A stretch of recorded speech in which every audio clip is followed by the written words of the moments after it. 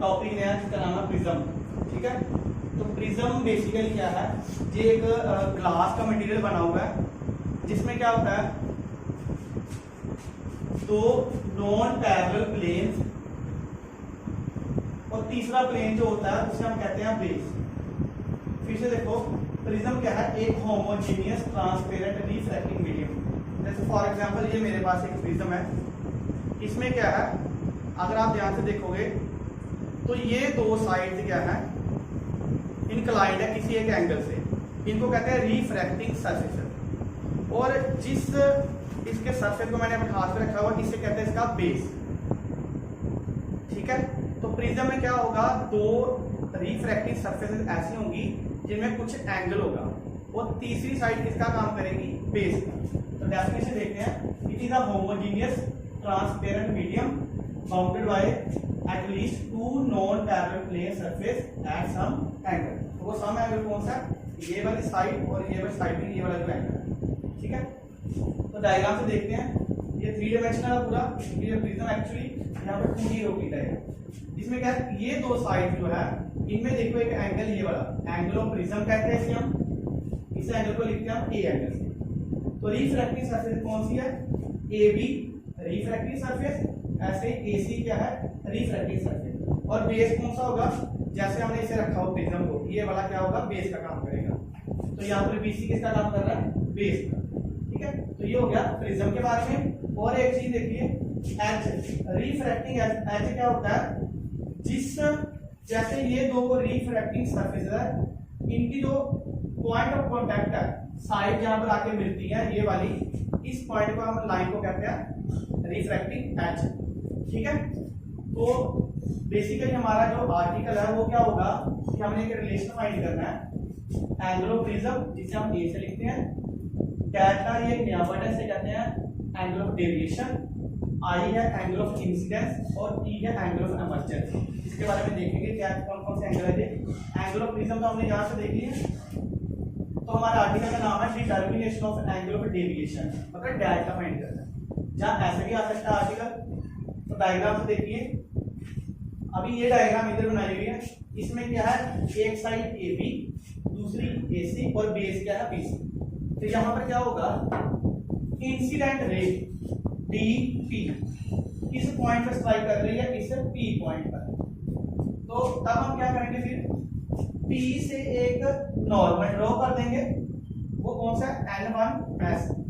तो नॉर्मल के साथ ये जो इंसिडेंट रे एंगल बनाएंगे वो क्या होगा, angle of incidence, that is I. तो इंसिडेंट रे कौन सी है, डीपी, और इंसिडेंट रे डीपी।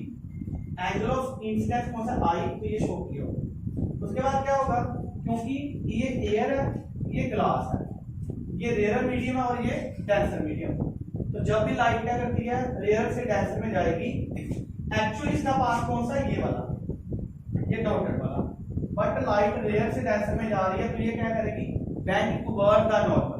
तो नॉर्मल कौन सा, N1S, ये नॉर्मल है। तो ये लाइट जो रेड कलर की, ये किस तरफ आएगी, ये ब्लू कलर से शो किया हुआ है, ग्रीन।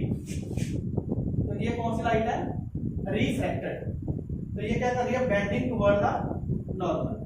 तो एंगल ऑफ रिफ्रैक्शन भी आएगा, नॉर्मल के साथ रिफ्रैक्टेड रे का जो एंगल होगा वो क्या होगा, एंगल ऑफ रिफ्रैक्शन। तो देखिए ये R1 एंगल क्या हो गया, एंगल ऑफ रिफ्रैक्शन। ये किसके लिए, फॉर इंसिडेंट रे डीपी और रिफ्रैक्टेड रे कौन सी होगी, पीएस। अभी देखिए, ये ग्लास मीडियम है डेंसर, ये एयर मीडियम है फिर से रेयर।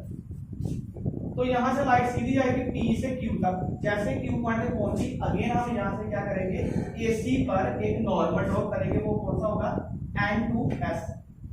तो देखिए एक्चुअली इस लाइट का पाथ कौन सा होना चाहिए था, ये वाला, ये सीधी इस तरफ जानी चाहिए, बट इस तरफ नहीं जाएगी, क्यों, क्योंकि डेंसर टू रेयर जा रही है। तो रे ऑफ लाइट क्या करेगी, अगर यहाँ पर सारा डेंसर मीडियम होता तो ऐसे जाता, क्योंकि ये रेयर मीडियम में जा रही है, तो it will bend away from the normal. तो ये नॉर्मल है, ये लाइट की जो अवे फ्रॉम नॉर्मल कैसे होगा, नीचे में जाएगी। तो कौन सी लाइट मिलेगी, QF। तो क्योंकि ये फाइनली यहां से बाहर आ रही है, इसलिए हम इसे कहते हैं एमर्जेंट रे। ठीक है, तो ये देखिए एमर्जेंट रे कौन सी होगी, QF। एंगल ऑफ एमर्जेंस को हम लिखते हैं ई से, ये ई हो गया, ठीक है, एंगल ऑफ एमर्जेंस ई। अभी देखिए चीज है एंगल ऑफ डेविएशन, जिसका मैंने रिलेशन फाइंड करना। तो देखिए आई की बात हो गई, ई की बात हो गई, एंगल ऑफ प्रिज्म यही है। अभी देख रहा है कि एंगल ऑफ डेविएशन कौन सी चीज। देखो इंसिडेंट रे की जो डायरेक्शन थी एक्चुअली यही है ना, डॉटेड वाली रेड वाली। आज कोई भी मीडियम यहाँ नहीं होता, ये इंसिडेंट रे की डायरेक्शन। फाइनली जो रे आ रही है वो कौन सी है, ये वाली। तो देखिए इंसिडेंट रे की डायरेक्शन से एमर्जेंट रे कितने अपने रास्ते से दूर चली गई है। ये जो एंगल बन रहा है इसे कहते हैं एंगल ऑफ डेविएशन, कि अपने वो एक्चुअल पाथ से वो कितना दूर चली गई है। वो एंगल जो होगा उन दोनों रेज में कौन कौन सी, फाइनली जो एमर्जेंट हुई है, जो स्टार्टिंग वाली रे है उसकी डायरेक्शन के साथ। तो ये एंगल जो होता है जिसे हम लिख रहे हैं डेल्टा के साथ, जिसे कहते हैं एंगल ऑफ डेविएशन। तो डेफिनेशन देखिए एंगल ऑफ डेविएशन क्या होता है, डेल्टा के साथ लिखते हैं it is the angle between the emergent रे।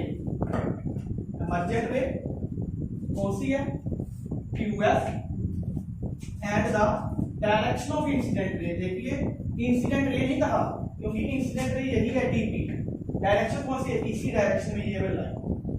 एमर्जेंट रे का डायरेक्शन ऑफ इंसिडेंट रे के साथ जो एंगल बन रहा है उसे कहते हैं एंगल ऑफ डेविएशन, ठीक है। तो डेल्टा हो गया। अभी देखते हैं आर्टिकल के लिए।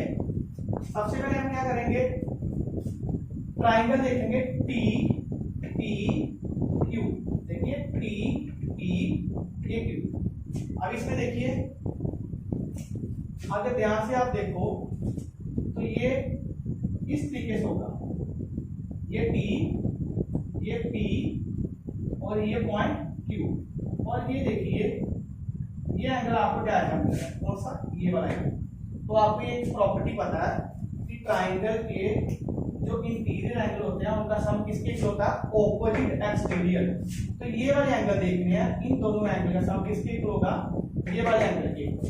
तो वो देखिए कैसे, डेल्टा लिख दिया मैंने, एक्सटीरियर एंगल डेल्टा।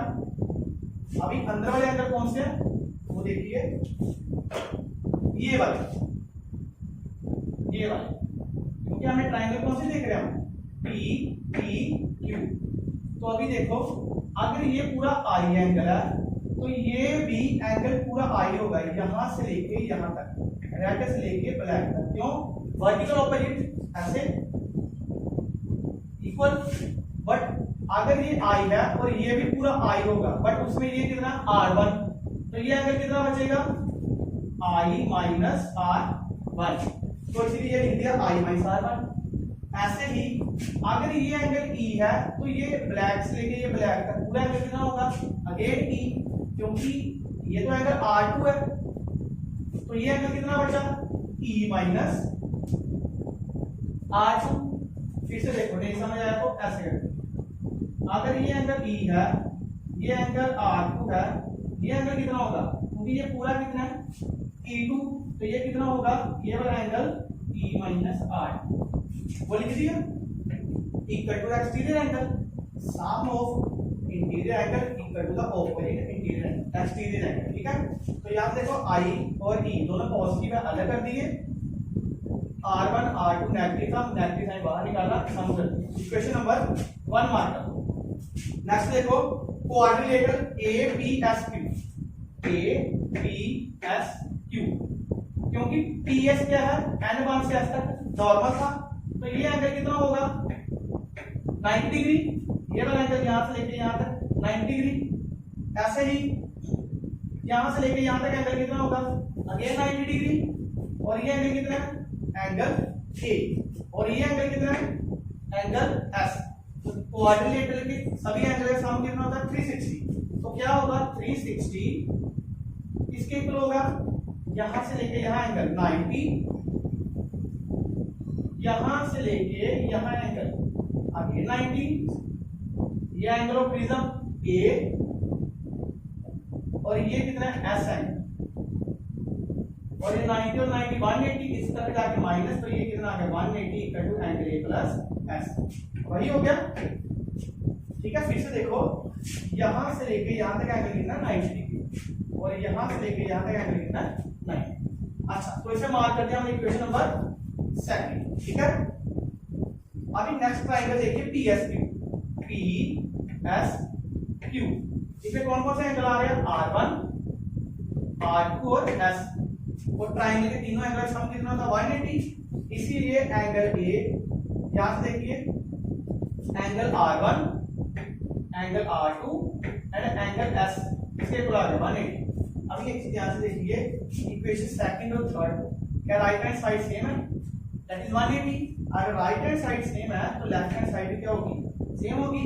इसीलिए क्या किया हमने, angle A plus angle S किसके इक्वल आएगा, R1 plus R2 plus angle S. तो ये सभी angle R1 angle, R2 angle और S एंगल लिख दिया। तो यहाँ से एंगल S और angle S cancel, angle R1 plus angle R2 किसके इक्वल आ जाएगा, एंगल ए। इसे हमने मार्क कर दिया इक्वेशन 4। तो देखिए इक्वेशन 1 और इक्वेशन 4, यहाँ से क्या मिल रहा है कि R1 प्लस R2 की वैल्यू यहाँ पुट कर दीजिए, क्या वैल्यू पुट होगी, एंगल ए यहाँ पुट कर दीजिए। तो यहाँ देखिए आ गया एंगल ए। तो यहाँ ये चीज बताना चाहूंगा मैं कि चाहे आप ऐसे लिख दो एंगल को, चाहे आप ऐसे लिख दो, दोनों सेम है। तो इस तरफ माइनस है, ये इस तरफ जाके क्या हो जाएगा, प्लस का, इसलिए delta plus A equal to I plus E, that is the required expression. तो आप ऐसे लिख सकते हो, delta equal to I plus E minus A भी कर सकते हो। तो this is the required expression. एक चीज बताना भूल गया कि R1 is the angle of refraction for DP ray. फिर से देखिए R1 एंगल, ये क्या है, angle of refraction for DP रे। ऐसे ही एंगल E जो है वो इमर्जेंट है और इसके कॉरस्पॉन्डिंग अगर आप कहो कि एंगल ऑफ इंसिडेंस कौन होगा, वो होगा एंगल R।